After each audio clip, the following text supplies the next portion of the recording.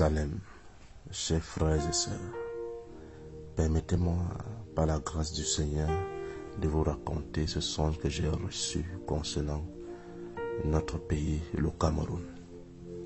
Dans ce songe, il y avait un problème à la présidence de notre nation. À cause de ce problème, les élections présidentielles ont été organisées.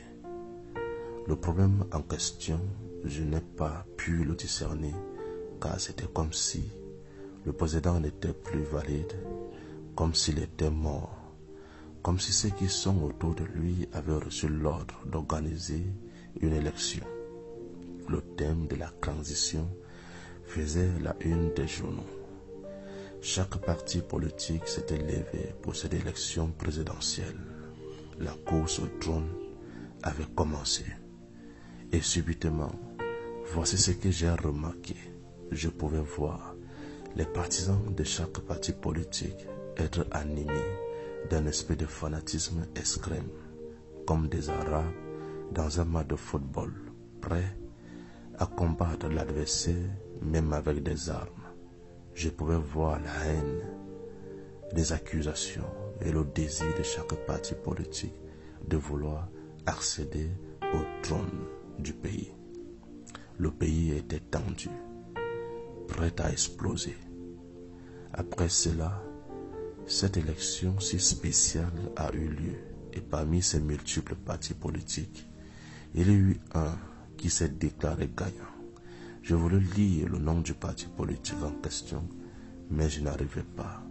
La seule chose que j'ai vue de lui était la couleur verte et blanche de leur uniforme. Dans ce parti politique, plusieurs cultures camerounaises se trouvaient à l'intérieur. J'ai remarqué les gens du sud-ouest, du nord-ouest et de l'ouest par leur habillement.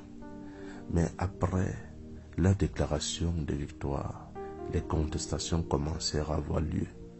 Plusieurs ne voulaient pas de ce parti politique au pouvoir et même d'autres partis politiques contestaient. Au point où les militaires furent emmêlés.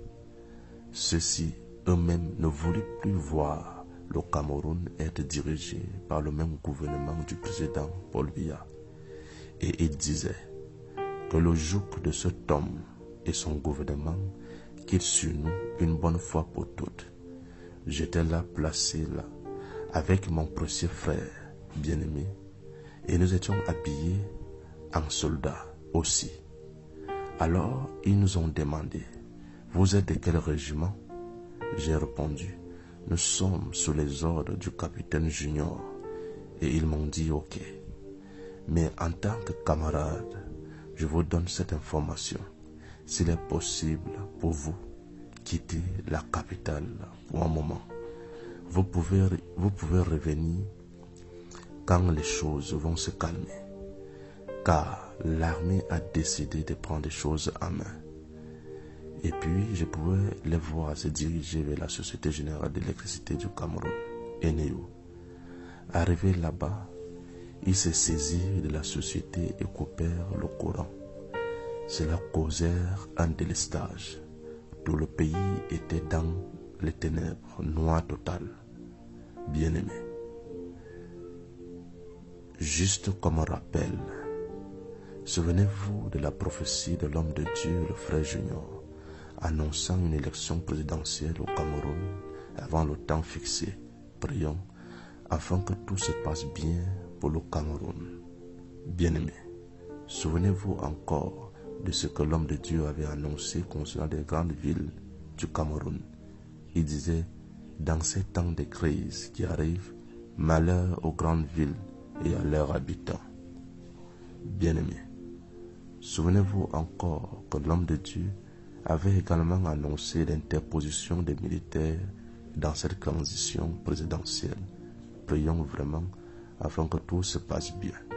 Bien-aimés, souvenez-vous, dans ce songe, j'ai vu des militaires prendre des initiatives. Quel est leur plan? Je vois un coup d'État. Prions afin que tout coup d'État préparé dans l'ombre contre le Cameroun échoue au nom puissant du Seigneur Jésus-Christ de Nazareth. Amen. Prions vraiment pour le Cameroun, mes chers frères et sœurs. Salam. Que le Seigneur Jésus-Christ nous bénisse.